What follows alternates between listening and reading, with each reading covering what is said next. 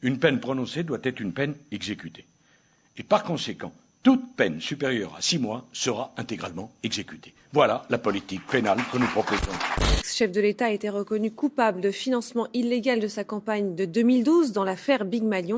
Nicolas Sarkozy, reconnu coupable, est condamné à 1 an de prison ferme sous bracelet électronique pour financement illégal de campagne électorale, une peine plus lourde que les réquisitions du parquet.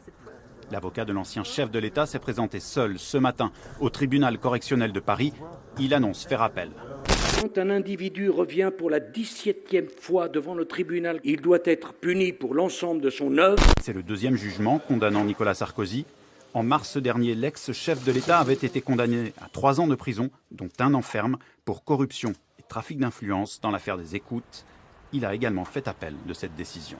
Dans mon esprit, la récidive, c'est la récidive du crime ou du délit. Peu importe le crime ou le délit. Pour tout Français qui réfléchit, le récidiviste, c'est le récidiviste dans le délit et dans le crime. La non-exécution des peines, c'est l'impunité. Nul ne doit pouvoir être libéré de sa peine avant d'en avoir accompli au moins les 2/3. La justice ne doit pas simplement être rendue.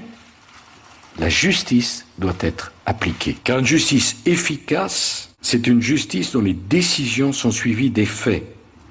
Et c'est particulièrement vrai lorsqu'il s'agit de peines de prison qui sanctionnent les faits graves. Les Français ne comprennent pas que les décisions de justice ne soient pas exécutées dans des délais raisonnables. La sanction ne doit pas seulement être ferme, elle doit être rapide. Car à défaut, on nourrit chez le délinquant un sentiment d'impunité et dans la population un sentiment d'injustice.